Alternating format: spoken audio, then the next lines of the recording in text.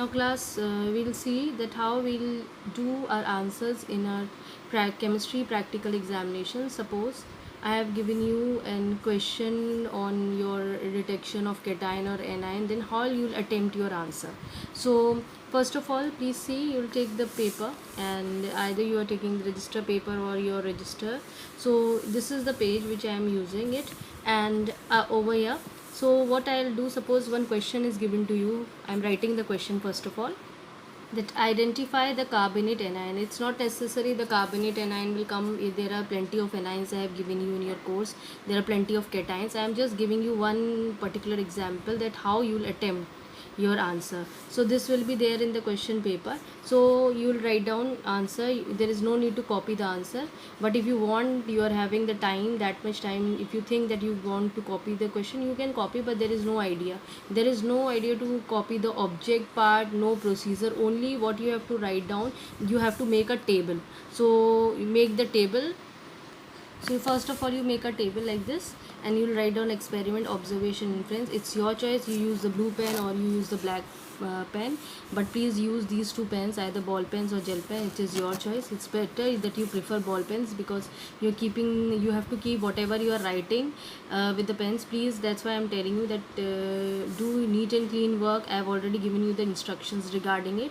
So please use ball pens. For black, you can use black or blue in color, and you'll make this table. Then your duty is just write down the experiment. You know how to learn that experiment. So what you have done, you'll write down, take dilute sulfuric acid. The same way you'll write down sulfuric acid, or लिखना ना मांगो, it's not necessary, in a dry test tube,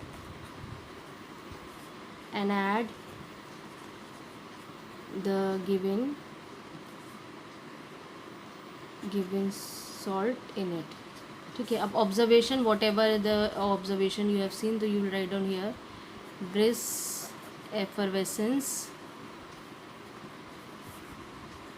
evolves of CO2 gas. If somebody is writing with carbon dioxide, then also it is fine, but if you are writing the formulas, please write down the correct formulas. Now what is your outcome? Carbonate ion may be present, because with this gas you cannot judge that this particular gas is coming out of CO2. So carbonate ion क्या होता है? CO3 minus 2. Now your confirmatory test. If you want to write down the confirmatory test, you can. If you don't want to, let it be, doesn't matter. जैसे मैंने लिख दिया है confirmatory test. So gas evolved is passed.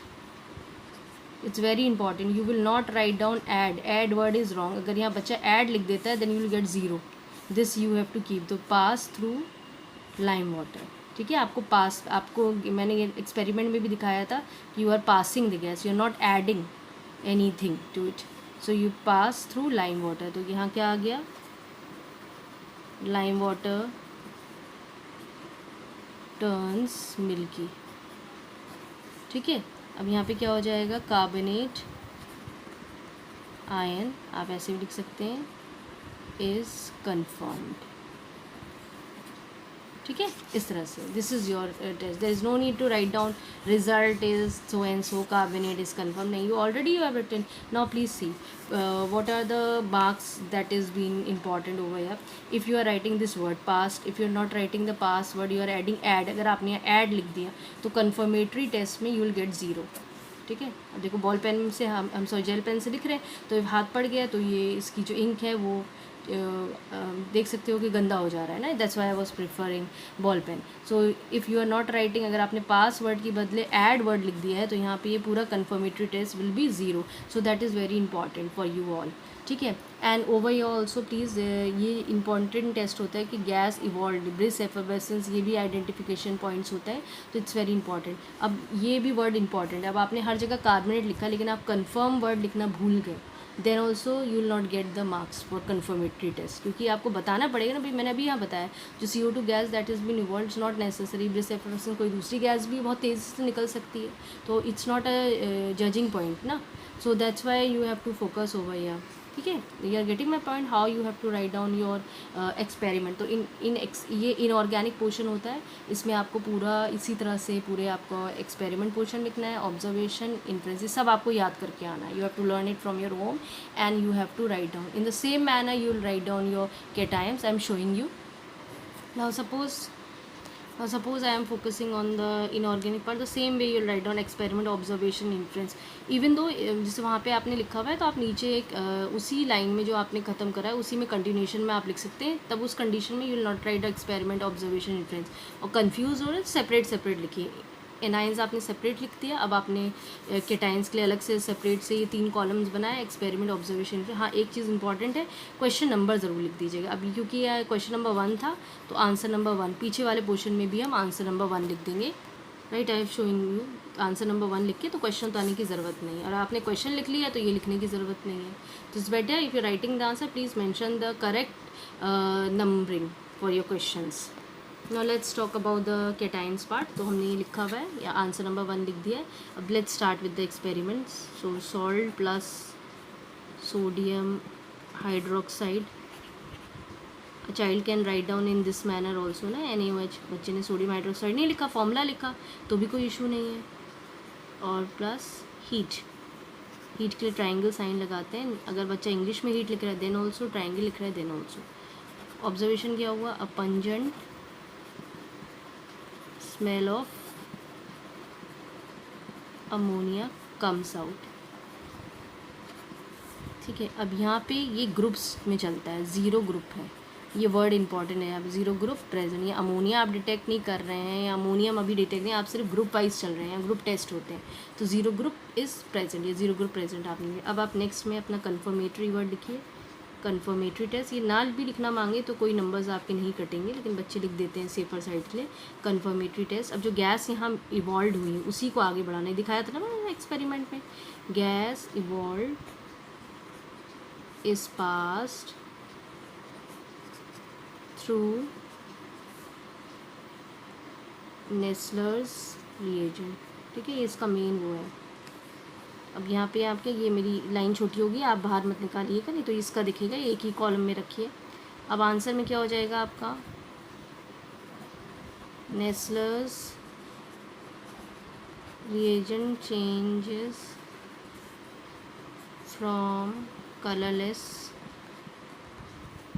इसमें आप reddish brown रखिएगा। ठीक है, एक बार वाइन रेड लिखा था, लेकिन वाइन रेड नहीं है आपका, उसका आप है ना उसको, मतलब वाइन रेड भी लोग कहते हैं, लेकिन वाइन रेड आगे की बात है, आप सिर्फ उसको रेडिश ब्राउन लिखेंगे। ठीक है, ये आपका ऑब्जर्वेशन है, this you have to write down reddish brown. अब यहाँ पे क्या हो जाएगा आपका, अमोनियम आयन, ब्रैकेट में बच्चा लिख सकता है NH4+ कन्फर्म। ठीक है, फिर वही पोर्शन है, कन्फर्म इंपॉर्टेंट है, formulae should be correctly written, otherwise you lose your marks. अब अगेन ओवर ईयर ऑल्सो, यहाँ पे क्या है, past word, if you will write add in place of pass you will get 0। जो confirmatory test के तो कोई मार्क्स होते हैं, जैसे ऊपर का एक पोर्शन, जैसे अगर सपोज करो 2 मार्क्स का है, तो 1 मार्क इसका मिलेगा, 1 मार्क इसका मिलेगा। ठीक है, बल्कि कन्फर्मेटरी टेस्ट ज़्यादा मार्क्स के होते हैं। ठीक है, तो आपका कन्फर्मेटरी, आपने यहाँ ऐड वर्ड लिख दिया, पास के सोचो एक वर्ड में आपको 0 मिल जाएगा। ठीक है, तो इट्स वेरी इंपॉर्टेंट कि द वर्ड्स, ये सब इंपॉर्टेंट पॉइंट्स होते हैं। रेडिश ब्राउन कलर बहुत इंपॉर्टेंट होता है, किस से किस चेंज हो रहा है, आपने कौन सा रिएजेंट डाला है, फिर आपने ये ज़ीरो ग्रुप लिखा है कि नहीं लिखा है, zero group is also important. That ammonium ion confirmatory test, it's very important. So this way you have to do your practicals. ठीक है, the way how you have to, I have only written और explain you for first this thing zero group and your one of the anions. In the same manner you will do the other anions also and the cations. I have already posted all the writing materials for it. I have given you the practicals also, I have shown you the practicals through videos, so you can see both the things. Please relate your practical videos also. It's not that we are having the exams online, it's not this part, but you know the practicals we have to do by our own, right? So just now when you will come to school, whenever you will come to school, then you have to do the practicals. It's important that again and again you see your practicals videos also.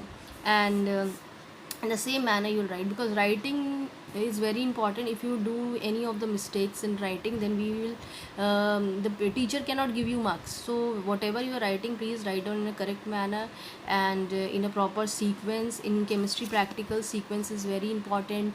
And you are not supposed to use pencils. It's better you use pens. And don't use whiteners.